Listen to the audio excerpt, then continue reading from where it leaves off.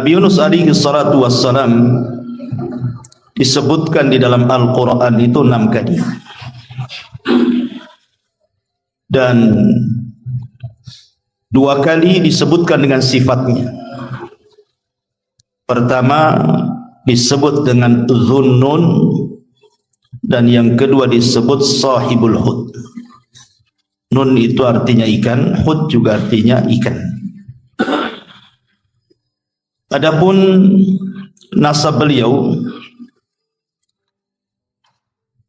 Nabi SAW menyebut dengan sebutan Yunus ibn Matta, dan menjadi khilaf para ulama siapa Matta ini. Ada yang mengatakan Matta itu artinya ibunya. Jadi hanya ada 2 nabi dari seluruh nabi-nabi itu yang dinasabkan kepada ibunya, satu Isa ibnu Maryam, dan yang kedua Yunus ibn Matta. Ini satu pendapat. Tetapi pendapat yang rajih wallahu alam, sebagaimana disebutkan oleh Abul Faraj Al-Imam Ibnu Jauzi rahimahullahu taala, bahwa Matta itu bukan ibunya tetapi bapaknya. Dan Matta sendiri adalah keturunan daripada Yaqub alaihi salatu wassalam. Berarti Yunus ini adalah nabi dari nabi-nabi Bani Israel. Tapi ada juga yang mengatakan bahwa Yunus ini turunan daripada Binyamin. Binyamin ini saudara daripada Nabi Yusuf yang sekandung. Maka turunannya sampai kepada Nabi Allah Yunus ibn Matta alaihi salam. Adapun tempat diutusnya, Nabi Yunus alaihi salatu wassalam diutus ke sebuah kota namanya Mosul. Sekarang disebut Mosul, bahasa Arabnya disebut Musil. Di situ ada daerah namanya Nainawa. Sekarang menjadi ke gubernuran Nainawa di Irak sana, sebelah timur. Dan tempatnya masih ada. Ada yang mengatakan bahwa ketika itu raja yang berkuasa namanya Yerobeam ibn Yoas. Itu menurut ahli kitab, tapi Quran tidak menyebutkan. Hanya dikirim kepada Nainawa begitu saja dalam hadis Nabi SAW. Kalau kita memperdalam kisah Nabi Yunus ini memang luar biasa. Nanti banyak syarat pelajaran yang kita akan petik, dan cukup panjang kisahnya karena disebutkan hampir di 6 ayat dalam Quran. Saya akan sebutkan 4 hadis, kemudian beberapa ayat dalam Al-Quran yang berkaitan dengan kisahnya Nabi Yunus. Hadis yang pertama, hadis ini dikeluarkan oleh Imam Bukhari dan Muslim dari Abdullah ibn Abbas radhiyallahu anhuma.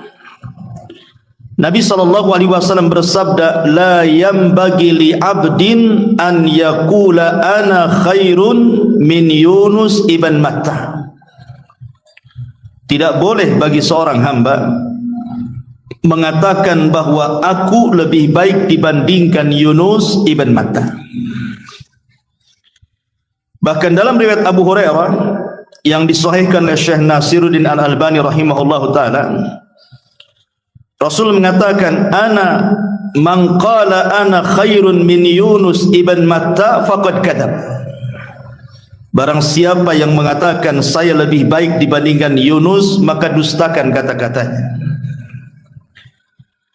Sebagian para ulama ketika memahami 2 hadis ini, bukan berarti kemudian Yunus lebih tinggi derajatnya atau lebih mulia dibandingkan Rasul, tidak. Boleh jadi kata para ulama, Nabi SAW mengatakan seperti ini karena belum tahu bahwa dia adalah afdalul anbiya, bahwa dia adalah seutama-utamanya Nabi. Maka dia mengatakan seperti itu. Itu satu pendapat. Yang kedua, boleh jadi Rasul SAW mengatakan seperti itu karena tawadhu, Karena Nabi SAW merendah dirikan dirinya dan tidak takabur, tidak sombong. Sebagaimana hadis Rasul mengatakan, ana sayyidu waladi ibni Adam yaumal qiyamah wala fakhr. Saya adalah pemimpin bagi seluruh anak-anak Adam dan saya tidak sombong. Artinya mengatakan seperti ini bukan dalam bentuk kesombongan, tetapi karena tawadhu dari sifat-sifat Rasul. Jadi Rasul ketika mengatakan, siapa yang mengatakan saya lebih baik dibandingkan Yunus, dustakan kata-katanya. Ini adalah perkataan bentuk tawadhu'nya Nabi sallallahu alaihi wa ala alihi wasallam. Karena kenyataannya tentu Rasul jauh lebih mulia dibandingkan Nabi Yunus. Ya. Karena beliau adalah ulul azmi, sayyidul anbiya'i wal mursalin. Adapun hadis yang masyhur yang nomor 2 yang sering didengar, la tufaddiluni ala Yunus ibn Matta, jangan kalian utamakan aku di atas Yunus ibn Matta. Hadis ini dikatakan oleh para ulama la asla lahu, tidak ada asalnya dalam lafaz seperti ini. Tetapi yang betul, yang rajih, yang sahih adalah hadis pertama yang saya tadi baca. Kemudian yang ketiga, disebutkan dalam musnad antara Utsman sedang duduk di masjid menghayat. Kemudian Sa'd bin Abi Waqqas mengucapkan salam, Assalamualaikum ya Utsman. Tapi Utsman tidak jawab. Assalamualaikum ya Utsman. Utsman tidak jawab. Assalamualaikum ya Utsman. Utsman pun tidak jawab. Akhirnya Sa'd bin Abi Waqqas marah, karena menjawab salam itu hukumnya wajib. Dan Rasul pernah mengatakan bahwa salah satu sebab orang itu akan tertanam saling cinta di antara kaum muslimin itu dengan afsyus salam, menyebarkan salam. Artinya ketika kita mengucapkan salam kok tidak dijawab, berarti ada masalah tuh. Ada apa dengan saya? Begitu maksudnya. Makanya kemudian Sa'd bin Abi Waqqas akhirnya melapor kepada Umar ibn al-Khattab radhiyallahu anhu bahwa dia tadi ketemu Utsman mengucapkan salam tak mau jawab. Akhirnya kemudian Umar pun memanggil Utsman ibn Affan radhiyallahu anhu. Kemudian Umar pun meninterogasi Utsman dan mengatakan, ya Utsman, tadi saudaramu Sa'd bin Abi Waqqas mengucapkan salam, kenapa kau tak jawab? Maka Utsman ibn Affan radhiyallahu anhu mengatakan, saya tidak tahu, bahkan saya tidak dengar. Kalau saya tahu dan dengar, tidak mungkin saya tidak menjawab salam. Akhirnya kemudian kata Sa'd bin Abi Waqqas, bahkan aku sudah mengucapkan salam tapi kau tak jawab. Utsman membantah lagi, aku tidak dengar. Akhirnya kemudian Umar bin Khattab radhiyallahu anhu bertanya, Affan radhiyallahu anhu, dia mengatakan, boleh jadi tadi aku sedang duduk di Masjid Nabawi itu terpikir sebuah hadis Nabi. Jadi dulu aku pernah bersama Nabi sallallahu alaihi wasallam, ketika itu Nabi sallallahu alaihi wasallam mengatakan sesuatu. Kata Nabi sallallahu alaihi wasallam, da'watun nabi, ada doa seorang nabi yang kalau dibaca dalam setiap doa kita pasti mustajab. Sebelum Nabi SAW menyebutkan doa itu, tiba-tiba datang Arab Badui menyibukkan Rasul, sehingga Rasul lupa menyampaikan terusan hadis itu, kemudian pulang. Dan aku tidak tahu lafadznya seperti apa. Kata Umar bin Khattab radhiyallahu anhu, aku juga sama, aku ada di situ, aku pun tak tahu, katanya. Tiba-tiba Sa'd bin Abi Waqqas mengatakan, "Na'am, aku tahu," katanya. Karena peristiwa itu ketika Rasul sallallahu alaihi wasallam tiba-tiba setelah ngobrol dengan Arab Badui itu langsung pulang, aku ikuti di belakangnya. Dan aku malu untuk memanggil Nabi sallallahu alaihi wasallam karena sudah dekat dengan pintu rumahnya, maka aku hentakkan kakiku ke tanah supaya ada suara. Maka rupanya Rasul paham, dia melihat rupanya ada Sa'd bin Abi Waqqas. Maka Nabi sallallahu alaihi wasallam mengatakan, "Ada apa ya Aba Ishaq?" Maksudnya kunyah Sa'd bin Abi Waqqas. Kemudian dia menceritakan tadi engkau mengatakan dakwatun nabi, ada doa seorang nabi yang kalau dibaca dalam doa-doa kita mustajab. Maksudmu apa wahai Rasul?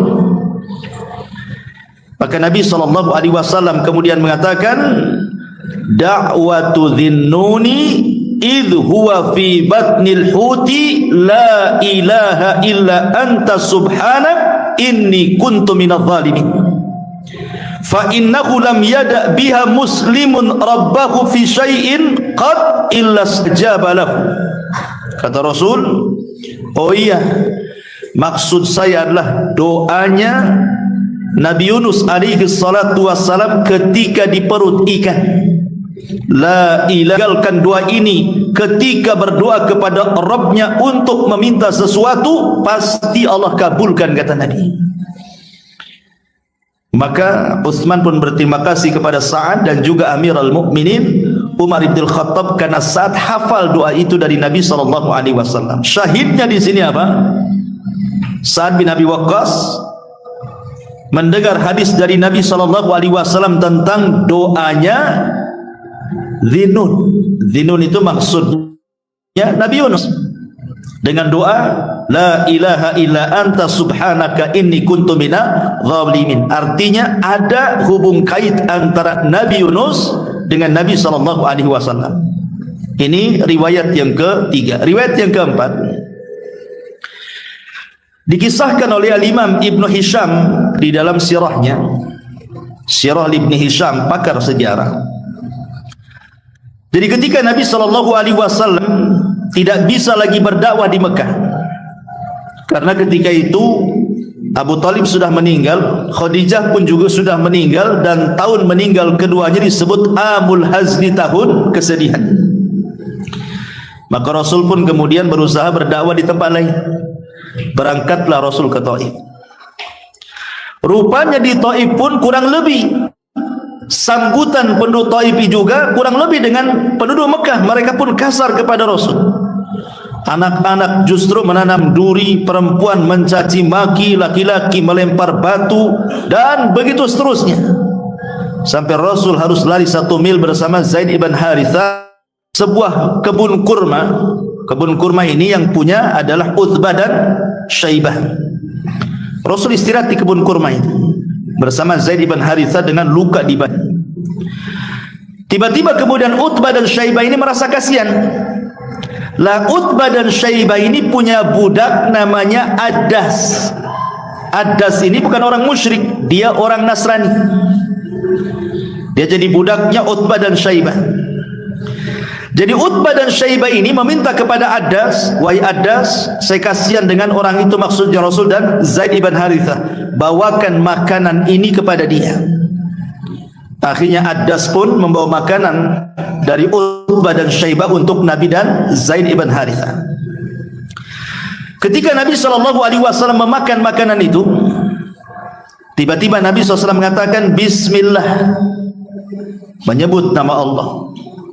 Kemudian juga mengucapkan salam juga kepada Addas. Addas ini heran, karena setahu dia di Mekah itu tidak ada orang yang membahasakan seperti itu. Semua penyembah berhala, sementara dia kan Nasrani. Sehingga kemudian Addas ini bertanya, bagaimana engkau bisa mengucapkan kalimat itu kepada Rasulullah? Tapi Rasulullah SAW balik tanya kepada Addas, siapa namamu dan dari mana asalmu? Maka Addas mengatakan, saya Addas dan saya dari Nainawa, dari Irak.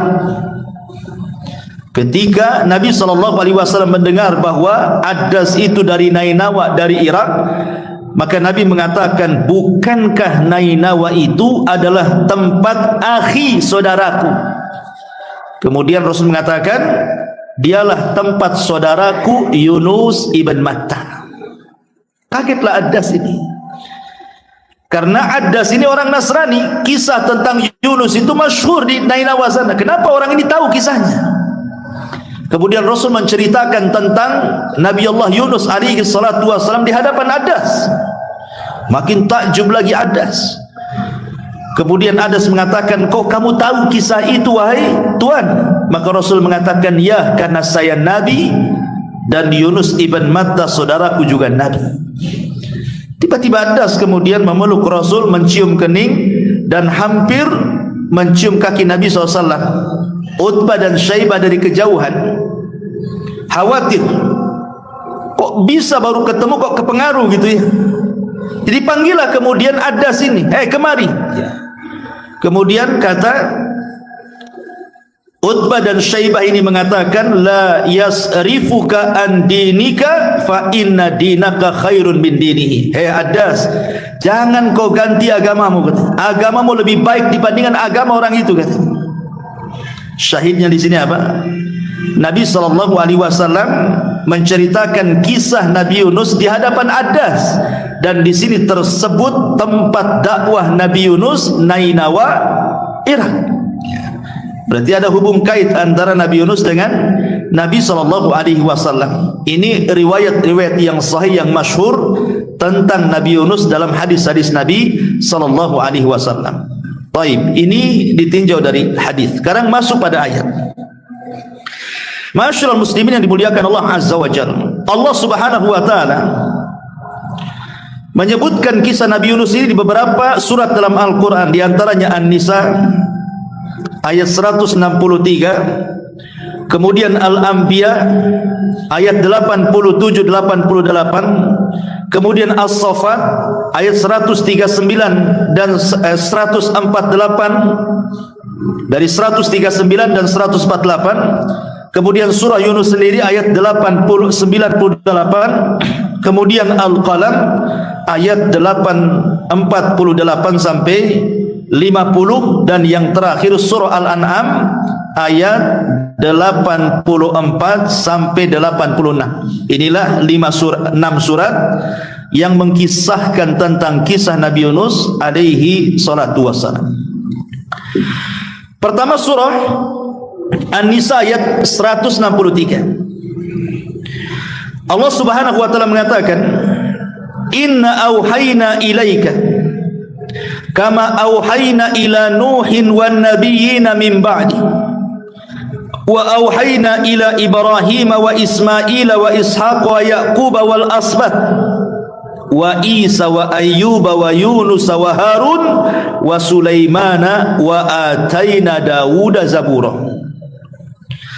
Sungguh kami telah mewahyukan kepada wahai Muhammad sebagaimana kami telah mewahyukan kepada Nuh dan nabi-nabi setelahnya, dan kami telah mewahyukan pula kepada Ibrahim, Ismail, Ishak, Yaqub dan seluruh cucu-cucunya, Isa, Ayyub, Yunus, Harun, Sulaiman, dan kami telah memberikan kepada Dawud satu kitab Zabur.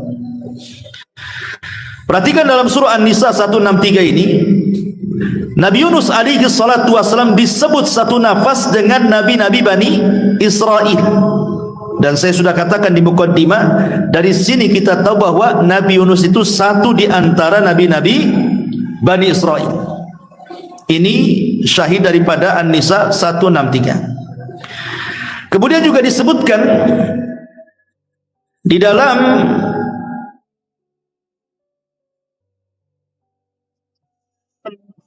sampai 80, wa wahabna lahu Ishaq wa Yaquba kullan hadaina wa Nuhan hadaina min qablu wa min dzurriyyatihi Dawud wa Sulaiman wa Ayyub wa Yusuf wa Musa wa Harun wa kadzalika nazil muhsinin wa Zakaria wa Yahya wa Isa wa Ilyasa kullun minas salihin wa Ismaila wal Yasa'a wa Yunusa wa Lutan wa kullan faddalna 'alal alamin.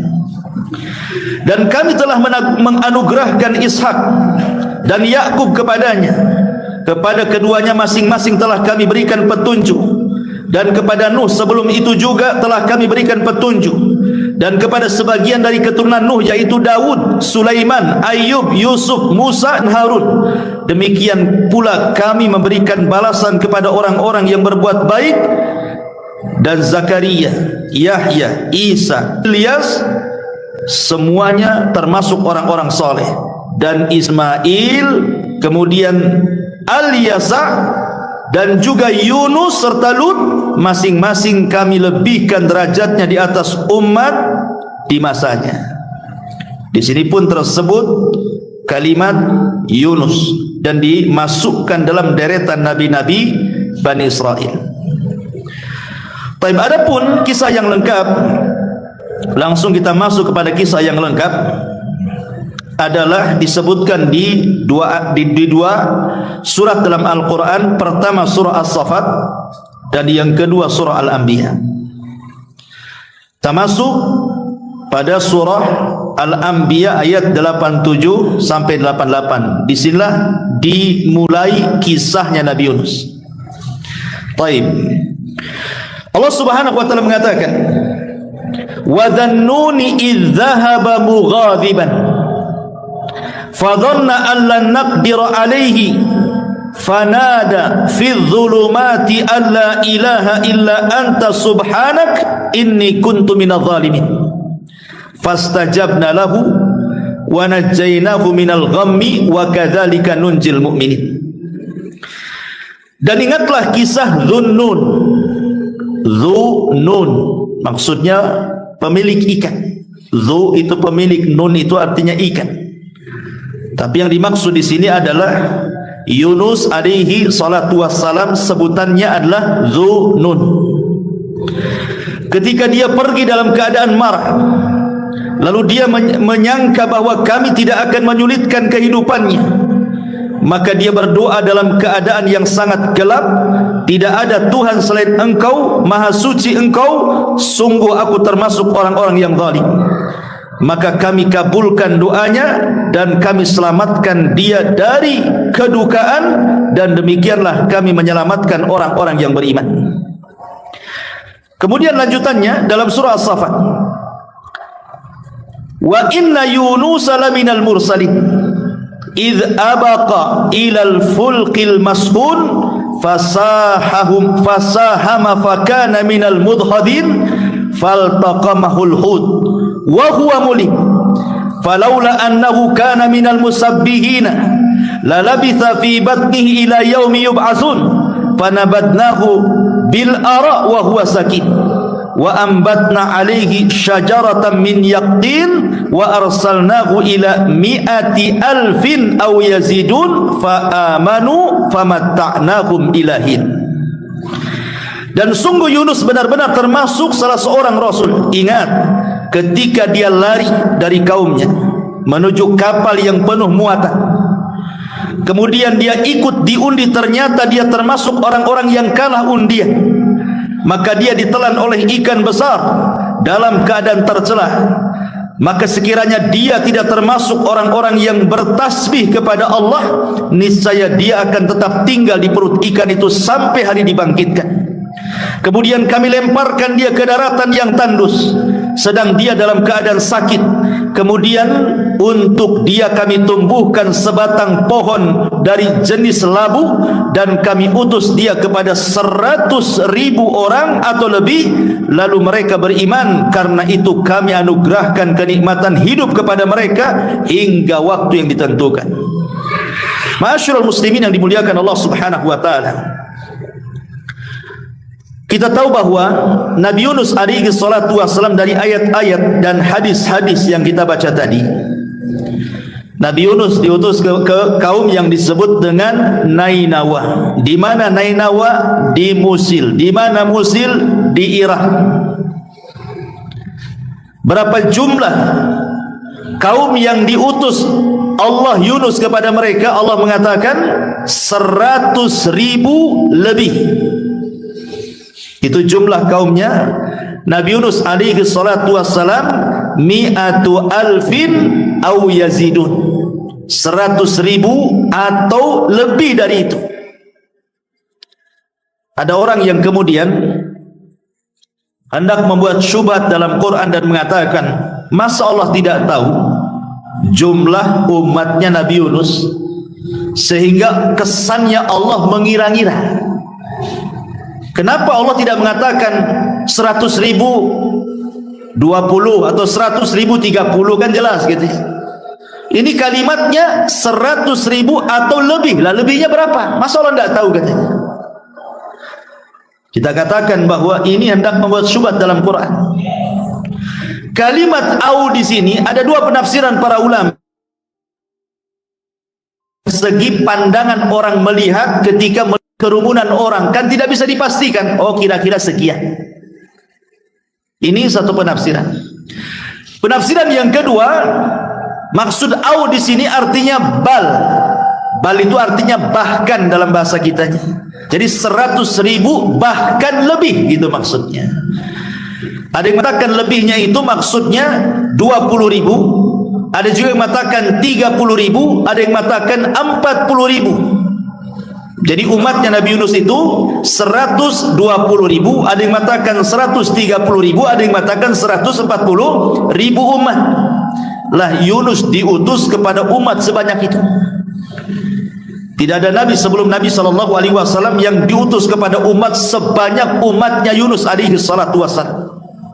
Tetapi semua para nabi diutus kepada kaumnya itu dalam rangka berdakwah tauhid, mesti ada yang mengingkari. Subhanallah, kata para ulama sejarah, ketika Nabi Yunus alaihi salatu wassalam berusaha mendakwahkan dakwah tauhid, rupanya tidak ada yang beriman kecuali 2 orang. Padahal Nabi Yunus itu berdakwah selama 33 tahun. Bukan waktu yang singkat 33 tahun itu. Tapi yang masuk Islam cuma 2. Makanya Allah Subhanahu wa taala mengatakan di dalam Al-Qur'anul Karim tentang kisah-kisah Bani Israel, fariqan kadzabtum wa fariqan taqtulun. Ada sebagian umat itu yang mendustakan nabi-nabinya, ada sebagian umat itu yang lebih daripada itu membunuh para nabinya. Lah umatnya Yunus ini mereka mendustakan dakwahnya Nabi Yunus alaihi salatu wassalam, hanya 2 orang yang beriman.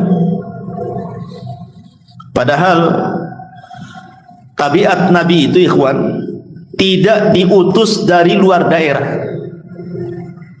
Pamannya lahir di Batam diutus di Jawa, enggak.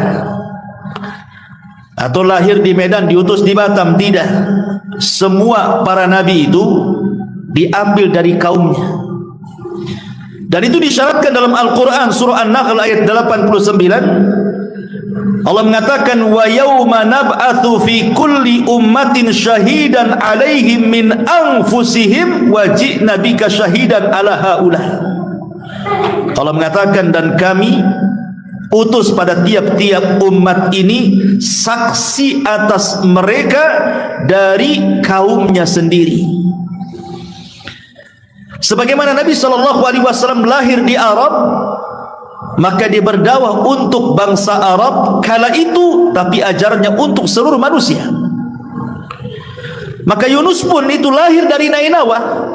Untuk apa coba? Supaya orang-orang Nainawa Irak itu tahu dari mulai bayinya, remajanya, dewasanya sampai diangkat jadi nabi, bagaimana akhlaknya, bagaimana karakternya, bagaimana kehidupannya. Dan pasti Allah sudah mempersiapkan Yunus itu sebaik mungkin karena akan menjadi seorang nabi, sehingga tidak dicela kaumnya.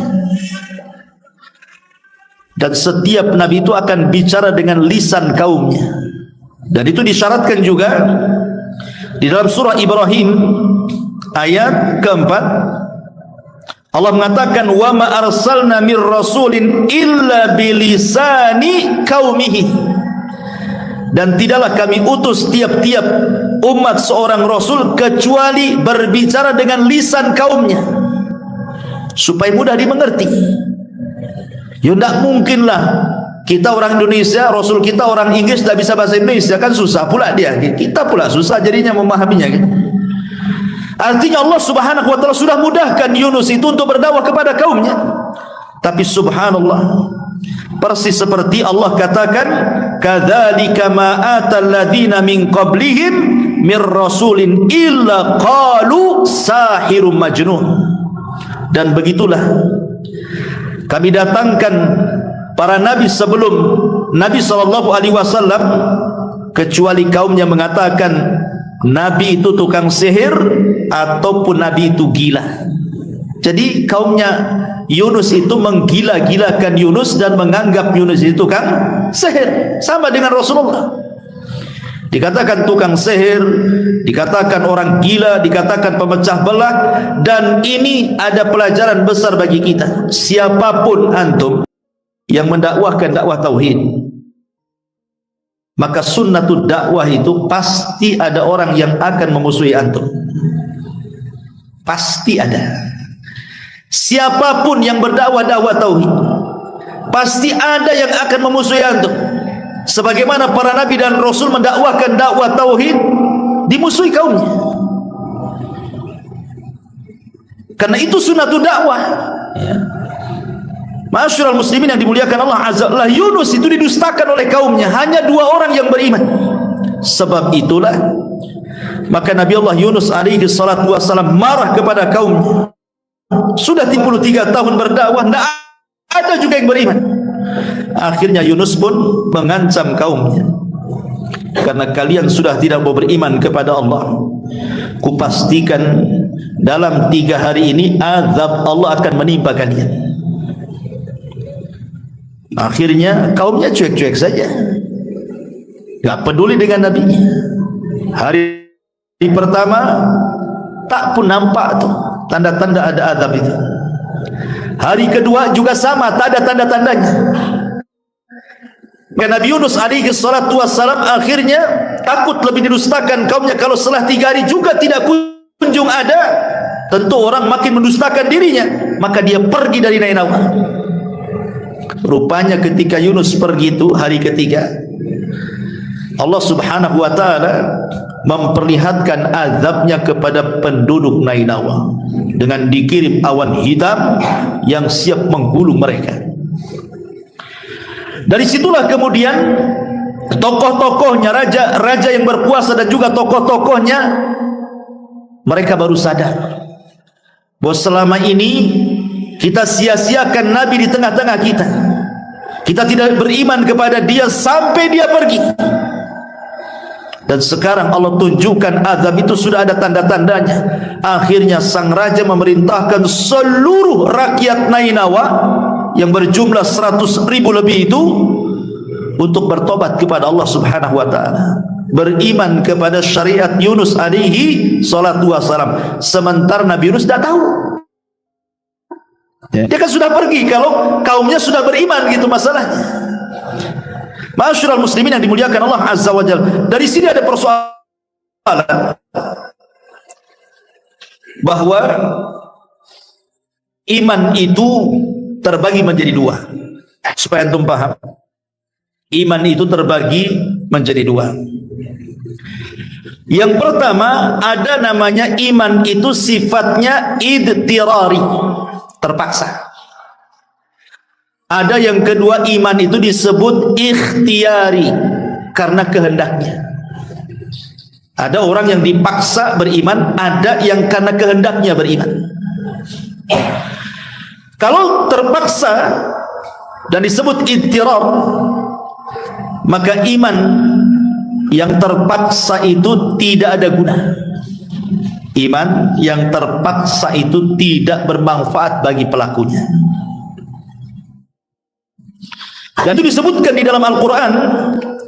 Allah mengatakan, falamma ra'au ba'sana qalu amanna billahi wahdah wa kafarna bima kunna bihil musyrikun wa kafarna bima kunna bihi musyrikin falam yaku yanfa'uhum imanuhum lama ra'au ba'sana sunnatallahi allati qad khalat min ibadihi wa khasira hunalikal kafirun.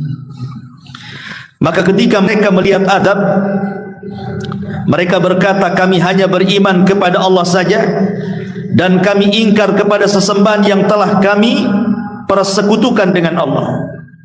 Maka iman mereka ketika itu, ketika mereka telah melihat adab, maka kami anggap iman mereka tidak berguna lagi bagi mereka. Itulah ketentuan Allah yang telah berlaku terhadap hamba-hambanya, dan ketika itulah ruginya orang-orang kafir. Perhatikan Fir'aun, di ujung hayatnya dia mengatakan, amantu bima amanat bihi banu Israel. Aku beriman dengan apa yang diyakini Bani Israel kepada Musa. Pertanyaannya, manfaat enggak imannya Fir'aun ketika mengucapkan seperti itu? Tidak. Tetap saja Fir'aun ditolak keimanannya. Makanya dalam Islam itu kalau kita cerita taubat, dalam Islam sendiri mengatakan bahwa taubat itu akan diterima kalau seandainya ada dua perkara. Satu, belum ditenggorokan. Sebagaimana hadis Nabi sallallahu alaihi wasallam, "Innallaha yaqbalu taubata 'abdin ma lam yughargir." Dalam hadis yang disahihkan oleh Syekh Al-Bahimahullah Ta'ala, Allah masih menerima tobatnya hamba selama nyawa belum di kerongkongan. Artinya kalau sudah nyawa di kerongkongan, ya ditolaklah tobatnya. Kemudian yang kedua, selama matahari belum terbit dari arah barat. Dan itu difirmankan dalam surah Al-An'am ayat 158, di mana Allah mengatakan, la yanfa'u nafsan imanuha lam takun amanat min qablu au kasabat fi imaniha khaira. Allah mengatakan iman seseorang tidak akan manfaat kalau sebelumnya dia belum beriman atau setelahnya dia beriman belum beramal saleh. Maka tidak ada gunanya kalau seandainya matahari itu sudah terbit dari arah barat. Lah dari sini ma'asyiral muslimin, ketika Fir'aun mengatakan saya beriman, tetap saja ditolak keimanannya. Kenapa? Karena dia ngomong itu terpaksa, karena sudah digulung oleh ombak. Sekarang pertanyaannya, kenapa kaum Nainawa diterima imannya? Sehingga ketika kemudian mereka bertobat semuanya, padahal adab sudah di atas kepala mereka. Lalu apa bedanya dengan Fir'aun? Tetapi Fir'aun tidak diselamatkan, tetap ditenggelamkan. Kalau kaum Nainawa ini disingkap azabnya, dihilangkan azabnya. Kemudian mereka beriman semuanya, bertobat semuanya. Kata para ulama, karena imannya Fir'aun itu idtirari, terpaksa. Karena sudah digulung azab, terpaksa lah diberiman. Kalau kaumnya Yunus itu ikhtiari, karena keinginan mereka, mereka nyesal. Bukti penyesalan mereka adalah ketika Nabi Yunus pergi, kemudian azab Allah sudah di atas kepala mereka, mereka keluar semuanya seperti orang yang hendak istisqa. Keluar semuanya, anak-anak, laki-laki, perempuan, bawa binatang lagi. Kemudian ketika sampai di tanah lapang, dipisahkan, anak-anak sebelah sini, ibu-ibu dan bapak-bapak sebelah sana, anak-anak binatang sebelah sini, induk-induk binatang sebelah sana. Sengaja dipagar sehingga anak-anak nangis, binatang-binatang juga anak-anaknya menjerit menengok induk yang dipisahkan itu, dan semua menangis, mulai dari anak-anak, kemudian orang dewasa, laki-laki, perempuan, dan betul-betul mereka ingin bertobat kepada Allah Azza wa Jalla. Sebab itulah azabnya dihilangkan. Ya, berarti keimanan penduduk Nainawa itu bukan terpaksa, tapi karena ikhtiar, keinginan mereka ingin tobat, makanya mereka diterima. Dari sini Allah katakan di dalam Al-Quranul Karim, ketika menjelaskan tentang tobatnya penduduk Nainawa ini, apa firmannya?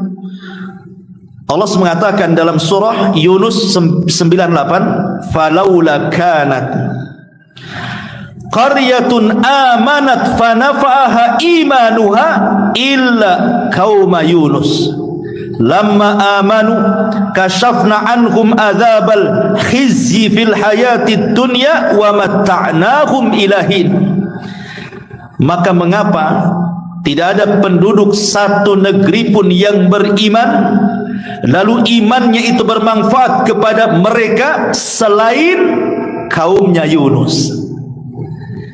Ketika mereka kaum Yunus itu beriman, kami hilangkan dari mereka azab yang menghinakan dalam kehidupan dunia, dan kami beri kesenangan kepada mereka sampai waktu yang ditentukan. Akhirnya semua kaum Nainawa yang 100.000 lebihnya bisa 20.000, 30.000, 40.000, semua beriman. Tidak ada satupun kaum yang beriman semuanya kecuali kaum Nainawa. Kalau sebelumnya nabi-nabi adalah yang beriman, ada enggak gitu ya.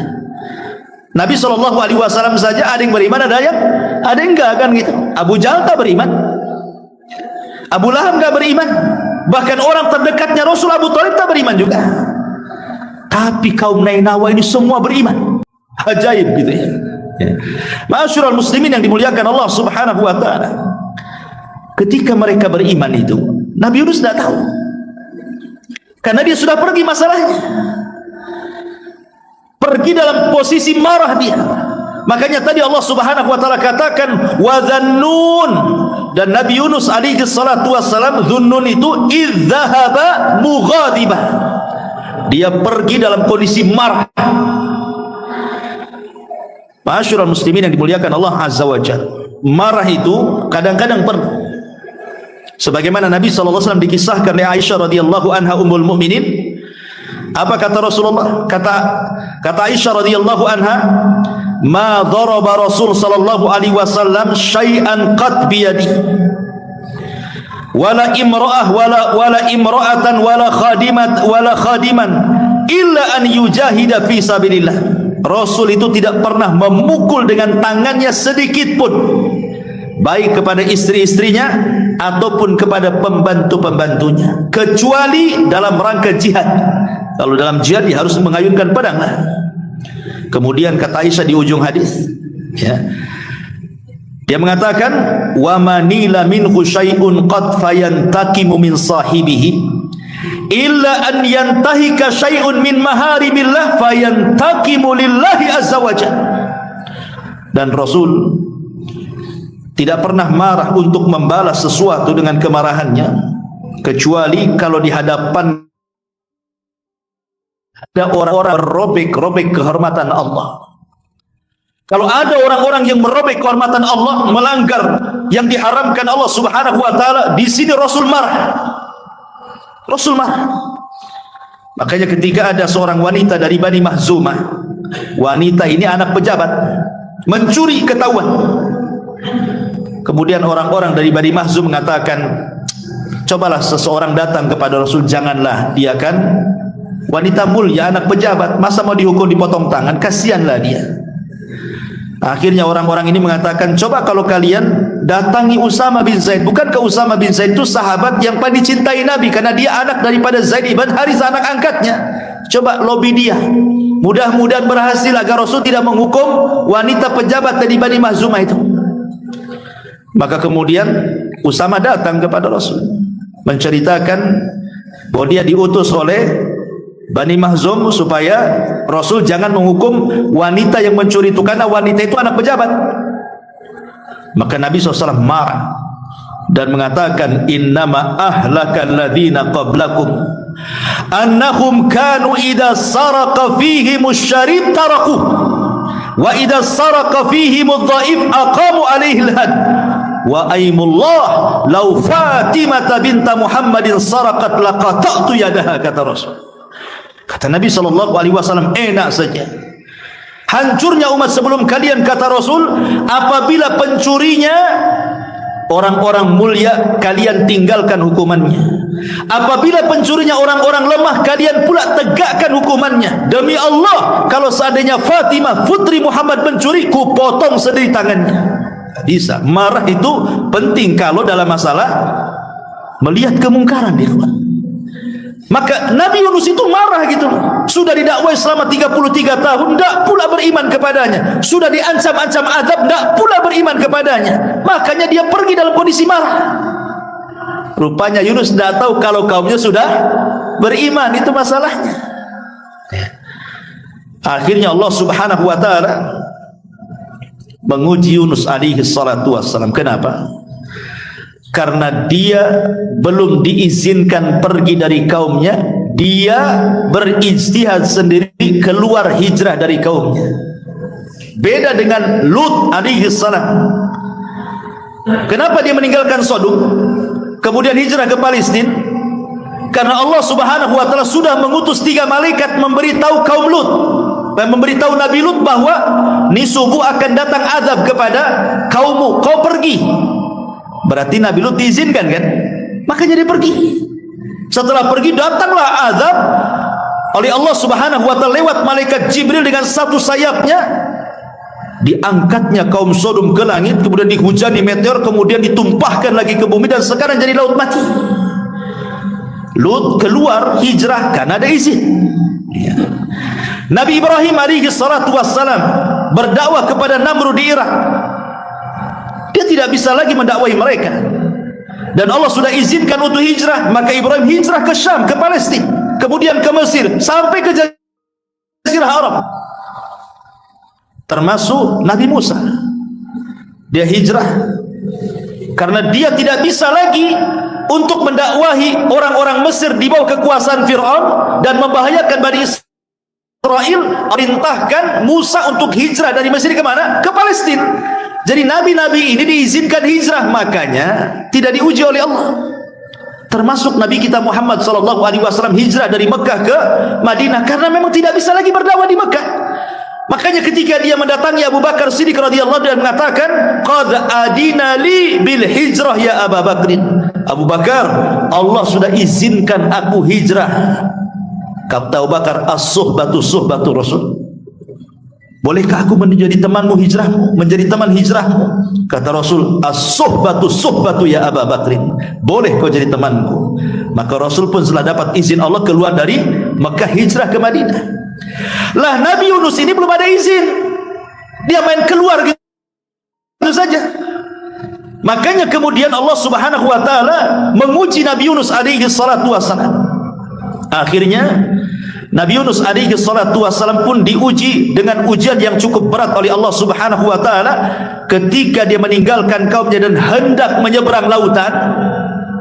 Maka dia melihat ada kapal penuh dengan muatan dan penuh dengan penumpang juga. Akhirnya Nabi Yunus alaihi salatu wassalam naiklah ke kapal tersebut, naik ke kapal tersebut, kemudian mengambil tempat duduk di ujung, ya, karena penuh barang, penuh orang. Ketika datang waktu sholat, Nabi Yunus sholat di situ, dan orang-orang memperhatikan, menunjukkan bahwa ini orang mulia, ibadah sendiri di atas kapal. Ya. Tiba-tiba ma'asyiral muslimin yang dimuliakan Allah Subhanahu wa taala, ketika kapal ini sudah mulai berjalan ke tengah lautan, ada yang mengatakan tiba-tiba ada ikan paus atau ikan besar yang hendak menyerang perahu. Satu pendapat dari kalangan ahli tafsir, nggak ada dalilnya, ya. Ini kan pendapat saja. Ada juga yang mengatakan tiba-tiba datang petir sehingga menggoyang kapalnya. Kapal penuh dengan muat, bisa saja dia robohkan begitu. Tapi ada juga yang mengatakan bahwa datang ombak besar sehingga mengombang-ambingkan kapal, sehingga tidak harus dikurangi beban kapalnya. Kalau tidak, tenggelamlah kapal ini. Mulailah mereka mengeluarkan barang-barang di atas kapal untuk mengurangi beban kapal itu. Tapi sudah banyak dibuang barang-barang pun masih juga over kapasitas. Begitulah tamaknya orang kan, apalagi pedagang itu. Kapal ini kadang-kadang di luar kapasitasnya masih dijejeli barang saja kan. Penumpang itu sudah seatnya habis, masih juga masuk. Berdirilah di situ. Kan itu ya. Kalau saya lihat di India itu kereta itu, masya Allah, perasaan itu yang duduk di atas kereta itu tidak lebih banyak daripada di atas keretanya. Makin banyak penumpang di atas keretanya. Ma'asyiral muslimin yang dimuliakan Allah Azza wa Jalla. Akhirnya kemudian orang-orang pun berpikir, ini harus ada yang dikorbankan di antara kita. Tidak mungkinlah kita ini tenggelam rame-rame di sini. Kemudian dimintai kesepakatan semua orang yang dalam kapal itu, bagaimana kalau kita buat undian qara. Ya. Akhirnya kemudian sepakat mau tidak mau yang terkena undian, karena sudah kesepakatan harus loncat. Mulailah kemudian diundi satu persatu. Siapa? Bang Karim, loncat. Siapa lagi? Siapa lagi? Loncat. Terakhir pula nama Yunus keluar. Orang-orang sebagian tafsir mengatakan tidak mau Yunus itu meloncat. Kenapa? Karena ada orang yang tahu di kapal itu bahwa dia seorang nabi. Jangan dia, yang lain saja katanya. Atau ada juga yang berpendapat bahwa tidak ada yang tahu tetapi dia orang asing, tapi karena ketika dia masuk perahu dia sholat, berarti dia bukan orang jahat, dia orang baik-baik, orang mulia. Dan mereka sangat menghargai orang asing sehingga mereka mengatakan, oh jangan, ini kan bukan orang sini katanya, kita undi orang-orang kita saja katanya. Akhirnya diundi ulang, Yunus lagi keluar, terpaksalah kemudian Nabi Yunus alaihi salatu wassalam harus keluar dari kapal itu. Ma'asyiral muslimin yang dimuliakan Allah Subhanahu wa taala. Ada yang mengatakan bahwa kenapa alasan kemudian Nabi Yunus alaihi salatu wassalam diberikan bala oleh Allah seperti itu. Tadi kita sudah sebutkan satu alasannya. Karena Yunus meninggalkan kaumnya tanpa izin dari Allah Subhanahu wa taala sehingga dia harus masuk ke dalam perut ikan. Tapi ada juga yang mengatakan bahwa Allah ingin pertunjukan ketika Yunus melemparkan dirinya ke dalam perut ikan, bahwa dia ada seorang nabi, memiliki mukjizat, bahwa dia tidak akan apa-apa dengan perut ikan itu. Dengan diambil oleh ikan itu nggak akan mati dia, dan itu bentuk mukjizatnya. Ada juga yang mengatakan Allah ingin memberitahu tentang kudrah dan iradahnya, kebesaran Allah Subhanahu wa taala. Allah mampu mengutus ikan besar, kemudian melahap Nabi Yunus, kemudian mengeluarkan kembali dan tidak ada cacat sedikit pun, tetap hidup dan sehat bugar gitu ya. Ada juga yang mengatakan Allah hendak mentarbiyah Nabi Yunus supaya makin kokoh lagi dengan keimanannya, sehingga harus diuji dulu. Dan ujiannya adalah dengan cara ditelan ikan tadi. Akhirnya kemudian ketika Nabi Yunus melemparkan dirinya dari perahu itu, rupanya Allah sudah siapkan ikan besar, kemudian mencaplok Nabi Yunus. Tapi Allah katakan kepada ikan itu, ikan, kau tidak boleh memakan dagingnya dan tidak boleh merontokkan tulangnya, dan itu bukan rizkimu. Sehingga ikan itu hanya menelan saja. Karena Allah sudah perintahkan jangan memakan dagingnya, jangan merontokkan tulangnya, dan itu bukan rizkimu. Ya ditelan gitu saja. Bahkan ada sebagian ahli tafsir mengatakan ikan yang makan Nabi Yunus dimakan ikan lebih besar lagi, ikan dalam ikan lagi. Bayangkan. Jadi ikan ini makan Nabi Yunus, datang lagi ikan, dicaplok lagi ikan yang makan ikan Nabi Yunus. Dari sinilah kenapa Allah Subhanahu wa taala mengatakan wa nada fi dzulumat, pakai jamak. Dan Nabi Yunus berdoa kepada Allah dalam kegelapan-kegelapan. Dzulumat jamak, artinya Yunus masuk dalam 3 kegelapan. Kegelapan di perut ikan, kegelapan di dasar, kegelapan di tengah malam. Masuk ikan itu ke dalam dasar bumi, ke dalam dasar lautan itu. Ma'asyiral muslimin yang dimuliakan Allah Azza wa Jalla, berapa lama Yunus ini di perut ikan itu, dan apa yang dimakan sehingga dia tidak mati di dalamnya? Sebagian ahli tafsir, sebagaimana disebutkan Imam Ibnu Katsir di dalam tafsirnya, membawakan beberapa pendapat para ulama. Di antaranya ada yang mengatakan Nabi Yunus itu tinggal di perut ikan arba'ina yauman, 40 hari. Dan ini pendapat Sa'id ibn Abil Hasan al-Basri. Kemudian yang kedua, ada juga yang mengatakan sab'ata ayamin wa qila thalathata ayam. Ada yang mengatakan tidak sampai 40 hari. Nabi Yunus itu hanya 7 hari atau 3 hari. Dan ini pendapat Imam Atha dari Ja'far As-Sadiq. Ada juga yang mengatakan Nabi Yunus alaihi salam itu di perut ikan, dia masuk di waktu duha, ditelan di waktu duha gitu ya. Kemudian di waktu ketika tenggelam matahari dilepehkan sama ikan. Jadi hanya 1 hari saja, tidak sampai 40 hari. Apalagi 7 ataupun 3 hari, cuma sehari saja. Wallahu alam, tidak ada dalil yang jelas masalah ini, kan ijtihad. Tetapi yang masyhur dari kalangan para ulama hanya dua pendapat. Dimakan di waktu duha, dilepehkan di sore hari, dan juga pendapat yang mengatakan 3 hari di perut ikan, itu yang masyhur. Ya, di perut ikan itu 3 hari. Lalu apa yang dimakan 3 hari pun kalau di perut ikan dasar lautan? Kalau tidak makan ya gemetar juga lah kita. 1 hari antum tak makan ya gemetar. Makan makanan yang dimakan ikan yang dalam perutnya ya nggak ada cerita juga gitu. Artinya wallahu alam, yang jelas Allah buat Nabi Yunus itu hidup di dalam perut ikan. Bahkan ketika Nabi Yunus alaihi salatu wasallam di perut ikan itu, dia sadar dia itu hamba Allah yang sudah bermaksiat kepada Allah Azza wa Jalla. Akhirnya ketika dalam perut ikan itu, dia berjanji dalam perut ikan itu dia akan membuat tempat khusus untuk sujud, buat masjid dalam perut ikan itu. Dan dia mengatakan, aku akan jadikan perut ikan sebagai masjidku, sehingga tidak ada manusia yang pernah sujud di dasar lautan kecuali aku, katanya. Maka Nabi Yunus pun kemudian bertasbih dalam perut ikan. Makna tasbih itu artinya solat. Nabi Yunus itu solat di perut ikan. Kenapa?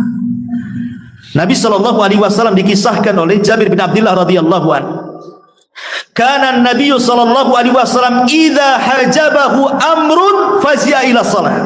Rasul itu kalau ada masalah yang tidak bisa keluar, maka sebagai penyelesaiannya Rasul langsung salat. Dari sini Allah katakan wasta'inu bis sabri wassalah, mintalah pertolongan dengan sabar dan salat. Artinya kalau antum ada masalah, dan semua kita pasti ada masalah, maka minta masalah ini diselesaikan oleh Allah Azza wa Jalla, karena dia yang mengirim masalah, dia yang akan mengurai masalah. Caranya gimana? Salat. Berdoa dalam salat agar masalah kita cepat diselesaikan. Itu yang dilakukan Nabi Yunus alaihi salatu wasallam dalam kegelapan. Maka Yunus alaihi salatu wasallam di dalam 3 kegelapan itu, dia berusaha meminta pertolongan kepada Allah Azza wa Jalla dengan cara apa? Bertasbih. Awalnya Yunus ini ragu-ragu, mungkinkah Allah mendengar tasbih dia sementara dia berada di perut ikan di dasar lautan di tengah malam? Tapi Allah perdengarkan tiba-tiba tasbihnya penduduk laut yang ada di dasar laut. Tiba-tiba Yunus mendengar tasbihnya batu, tasbihnya ikan, macam-macam bertasbih.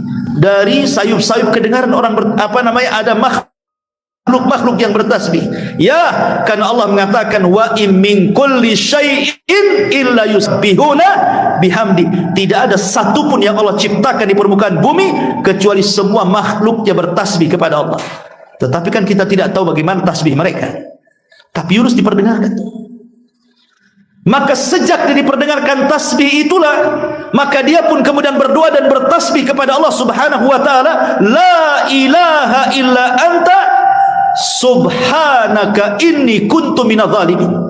Subhanallah. Nabi Yunus alaihi salatu wasallam tidak berdoa, tapi berzikir. Nabi Yunus tidak mengatakan, ya Allah tolong aku, selamatkan aku, tidak. Tapi Nabi Yunus alaihi salatu wasallam hanya mengatakan la ilaha illa anta, tidak ada sembahan yang berhak disembah kecuali engkau, subhanak, maha suci engkau, inni kuntu minadh dhalimin, memang aku yang termasuk orang zalim ya Rabb, aku salah meninggalkan kaumku pada kau belum izinkan. Ya. Lihat bagaimana orang-orang yang ingin bertobat, tirulah tobatnya Nabi Yunus alaihi salatu wassalam. Kalau kita ada masalah ikhwatu fiddin, harusnya kita ini introspeksi dosa apa yang sudah kita lakukan. Lihat Yunus, dia tidak mengatakan ya Allah selamatkan, persis seperti perkataan Nabi kan. Ketika Nabi SAW dilempari oleh penduduk Taif itu, Rasul tidak mengatakan ya Rabb aku kan Nabi, kenapa kau biarkan orang-orang yang melempariku itu? Beginikah balasan seorang Nabi ya Rabb? Harus dilempari batu? Tidak, Rasul tidak mengatakan seperti itu. Sama dengan Yunus juga mengatakan ya Rabb aku loh sudah 33 tahun berdoa, begini rupanya balasannya, kau telankan aku di perut ikan. Tidak juga Yunus mengatakan seperti itu. Tetapi dua nabi yang mulia ini Rasul mengatakan hanya innama ashku dha'fa quwwati. Ya Allah, hanya aku menjadikan kau aduanku dalam setiap kelemahanku. Kemudian Rasul mengatakan illam takun alayya sakhatun fala ubali. Kalau orang-orang Taif yang melempari aku itu bukan bentuk azabmu, aku enggak peduli ya Rabb. Mereka mau melempari, mau mencaci maki, terserah. Yang jelas itu bukan azab yang kau kirimkan. Maka harusnya seperti itu. Jadi tidak ada mengeluh dalam kehidupan ini kan. Jadi kalau ada masalah cepat mengadu kepada Allah. Kalau ada masalah cepat mengadu kepada Allah. Ini kalau ada masalah, Masya Allah, tasakhut. Allah pula bukan jadi tempat aduan, Allah pula menjadi tempat sasaran celaan orang itu. Kasih aku aja ya Rabb yang miskin itu. Kok si fulan pula tak miskin-miskin katanya. Kasih anakku saja yang sakit. Kenapa anak orang itu sehat-sehat katanya. Allah pula jadi sasaran. Objek celaan kita yang mendapatkan ujian, padahal ujian itu untuk mengangkat derajat kita sebenarnya kalau orang itu paham. Lah Nabi Yunus ini mengajarkan sebuah pelajaran luar biasa juga. Apa itu? Man istajala qabla awanih uqiba bihirmani. Barang siapa yang bersegera untuk mendapatkan sesuatu belum waktunya, maka Allah akan hukum dengan diharamkan keinginannya. Contoh, anak ingin dapat waris orang tuanya. Lama kali bapak ini mati nih. Kasihlah racun di kopi. Mati bapaknya. Dapat waris? Tidak. Karena kaidahnya siapa yang bersegera ingin mendapatkan sesuatu belum waktunya, justru diharamkan keinginannya, warisnya haram selamanya. Gak dapat dia. Contoh yang kedua. Ada orang ngebet ingin kawin. Nampak nih wanita yang saya cintai dah cerai sama suaminya nih. Ini kesempatan lagi. Saya lamar dia. Tapi wanita itu kan baru diceraikan, belum habis masa idah. Harusnya tunggu dulu masa idahnya baru nikahi. Ini enggak, karena sudah ngebet. Udah cerai belum? Udah bang 2 hari. Besok kita kawin katanya. Kawin, justru tidak sah perkawinannya. Kenapa? Karena dia menikah di waktu wanita itu belum keluar idahnya. Berarti hukumannya apa? Ketika dia nekat nikah, maka selamanya diharamkan wanita di sampai kiamat. Kenapa? Man istajala qabla awanih uqiba bihirman. Kalau tergesa-gesa ingin mendapatkan sesuatu belum waktunya, justru diharamkan keinginannya. Artinya bahwa Yunus ini tergesa-gesa, makanya kemudian diberikan ujian. Makanya Nabi SAW mengajarkan kepada kita dari kisah Nabi Yunus itu, disebutkan dalam surah Al-Qalam itu kan, wala takun kasahibil huti idnada wa huwa maqdum. Jangan pernah engkau wahai Muhammad seperti Yunus ketika dia berdoa dalam kondisi sedih. Maknanya apa? Nabi Yunus belum hijrah, tiba-tiba hijrah sendiri. Jangan seperti Yunus. Kamu ada waktu hijrahnya nanti. Jangan tergesa-gesa, gitu maksudnya. Jadi sesuatu itu pun al-ajalatu minasyaitan, kata Rasul. Tergesa-gesa itu dari setan. Maka jangan tergesa-gesa. Nanti datang juga waktunya. Ma'asyiral muslimin yang dimuliakan Allah Azza wa Jalla. Kemudian juga pelajaran lain apa? Ini juga pelajaran yang luar biasa dari Yunus alaihi salatu wassalam ketika di perut ikan itu. Apa itu? Nabi Yunus alaihi salatu wassalam bertasbih di perut ikan. Yang tasbihnya itu terdengar sampai ke langit. Disebutkan dalam hadis dhaif, tapi hadisnya dhaif. Para malaikat di langit itu mendengar ada suara sayup-sayup dari dasar lautan. Sehingga satu malaikat dengan malaikat yang lain itu saling bicara. Kayaknya kita semua kenal lah suara itu. Itu suara siapa itu? Maka Allah mengatakan itu suara Yunus ibn Matta. Maka malaikat kasihan dengan Yunus, meminta syafaat kepada Allah agar Allah menolong Nabi Yunus ini. Makanya dengan syafaatnya para malaikat, akhirnya Allah tolong dan Allah selamatkan Nabi Yunus. Sebenarnya bukan syafaat malaikat, tetapi Nabi Yunus itu mengajarkan kepada kita tentang amalan sirriyah. Amalan yang tidak ada yang tahu kecuali dia dengan Allah Subhanahu wa ta'ala. Siapa yang tahu Nabi Yunus dalam perut ikan bertasbih? Mau riak sama siapa? Ketika itu belum ada handphone, kecuali Nabi Yunus bawa handphone ke dalam perut ikan selfie, mungkin ya. Nggak ada handphone di zaman itu. Mau riak sama siapa di perut ikan dasar lautan lagi, di kegelapan malam lagi. Jadi murni dia ikhlas lillahi ta'ala. Dia sujud bertasbih, la ilaha illa anta subhanaka inni kuntu minadh dhalimin. Kata para ulama, di antara manfaat amalus sir, amal yang tidak terang-terangan, yang tahu hanya kita dengan Allah saja, salah satunya adalah daf'ul bala, bahwa Allah subhanahu wa ta'ala akan mencegah adanya bahaya yang akan menimpa kita, dan kita bisa keluar dari bahaya itu. Contohnya apa? Seperti kisah Ashabul Ghar. 3 orang yang masuk ke dalam gua, tiba-tiba batu datang menutup pintu gua, tidak bisa keluar orang ini. Mereka mengatakan, matilah kita di sini, katanya. Akhirnya 3-tiganya azam untuk bertawasul dengan amalus sir, amal-amal rahasia yang tahu hanya mereka dengan Allah saja, dengan birrul walidain, dengan sedekah dan amanah, dan dengan menjaga kehormatan. Tiba-tiba batu menggelinding dan mereka bisa keluar. Ya, sama dengan Nabi Yunus ini. Dia melakukan amalus sir di dalam perut ikan, akhirnya Allah selamatkan. Makanya pentinglah dalam hidup kita ini ada amalan-amalan yang tidak ada yang tahu kecuali Allah saja. Gunanya apa? Di saat kita lagi kesulitan, kita bertawasulah dengan amalan itu.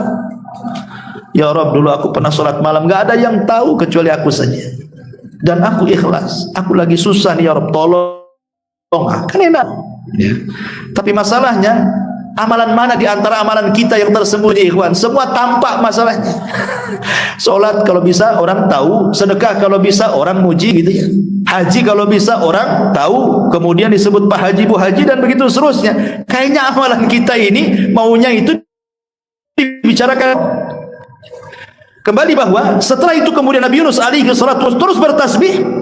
Akhirnya Allah katakan, faltaqamahul hut wa huwa mulim falaula annahu kana minal musabbihin la labisa fi batnihi ila yaumi yub'atsun. Maka dia ditelan oleh ikan besar dalam keadaan tercela, maka sekiranya dia tidak termasuk orang-orang yang bertasbih kepada Allah, niscaya dia tidak akan pernah keluar dari perut ikan itu sampai kiamat dibangkitkan. Tapi karena dia seorang nabi yang bertasbih, maka Allah keluarkan dia dari perut ikan naik ke atas, dilepehkan Nabi Yunus. Di mana coba? Di tanah tandus. Di tanah tandus, nggak ada apa-apa di situ. Nggak ada pohon, nggak ada binatang, nggak ada makanan, nggak ada minuman. Padang tandus, padang pasir. Dilepehkan di situ. Ada yang mengatakan kondisi Yunus seperti bayi baru dilahirkan itu, lemes. Ya. Akhirnya Allah Subhanahu Wa Taala disebutkan dalam ayat selanjutnya, Allah tumbuhkan satu tumbuhan. Apa itu? Fanabadnahu bil ara wa huwa faambatna alaihi syajaratan min yaqtin, dan kami tumbuhkan untuk dia sebatang pohon dari jenis labu. Jadi ketika dilepehkan, kan masih lemes dia. Tiba-tiba Allah tumbuhkan satu tumbuhan di dekat kepalanya. Kemudian tumbuhan itu menutupi wajahnya, menutupi badannya itu. Tiba-tiba cepat aja dia tumbuh. Daunnya membesar, kemudian langsung berbuah. Enak tuh kalau kita punya biji labu, ya kan? Pagi tanam, sore panen. Nah, tapi kan tak ada. Ya, ini kan cerita-cerita mukjizat, ya kan? Atau nanam pohon mangga, pagi tanam peloknya, besok pula dah panen. Mangga ajaib itu. Ya. Lah Yunus diletakkan pohon labu. Sedikit faedah labu kata para ulama. Labu ini ad-dawa wasyifa wal ghada. Buah-buahan sejenis labu itu dikatakan oleh para ulama, dia adalah ad-dawa, bisa jadi obat. Asyifa bisa jadi stamina kesehatan, al-ghada bisa jadi makanan. Dan Nabi SAW sangat mencintai labu. Sebutkan dalam hadis, kana Nabi SAW yuhibbuhu wa yaqul innaha syajaratu akhi Yunus. Nabi itu suka makan labu dan dia katakan inilah makanan saudaraku Yunus. Bahkan Anas bin Malik radhiyallahu mengatakan, suatu ketika aku diundang makan bersama Nabi sallallahu alaihi wasallam. Tiba-tiba Rasul dalam makanan itu, dalam lauknya mencari-cari lauk labu. Dan Anas memperhatikan, ya, rupanya Rasul suka labu. Sejak itulah, kata Anas, aku disukakan labu karena Rasul suka dengan labu. Tak tahu antum suka labu atau enggak nih? Nabi suka. Kenapa? Ada yang mengatakan bahwa labu ini bermanfaat. Kalau di Arab sana, Rasul itu selalu mencampurkan makanan labu dengan kurma. Jadi makan bareng-bareng tuh, labu, kurma langsung dimakan. Kenapa? Karena kurma itu membawa panas, labu itu membawa dingin. Jadi kalau makan kurma terus-terusan di musim panas, tensi darah naik. Tapi kalau makan labu terus-terusan di musim dingin, tensi darah merendah. Bisa darah rendah, datang penyakit darah rendah. Ketika mencampurkan yang panas dan dingin, stabilah itu tekan darah itu. Itu dari segi kesehatan.